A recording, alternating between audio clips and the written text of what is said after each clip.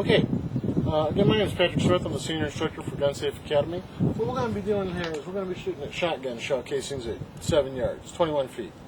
The furthest back you have to shoot for the Nebraska Concealed Carry Permit is 21 feet, 7 yards. So at this range, you have to hit a man-sized silhouette 70% of the time in order to pass this course. That's a pretty low standard. I believe in 100% being the goal, always. So in order to practice that, we're shooting much smaller targets at the same distance.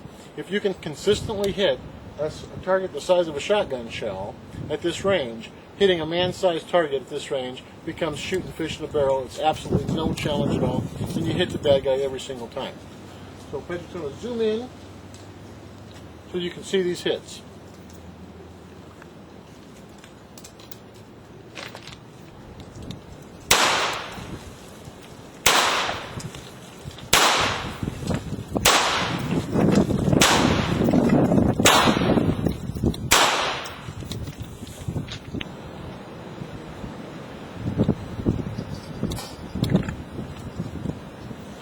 Okay.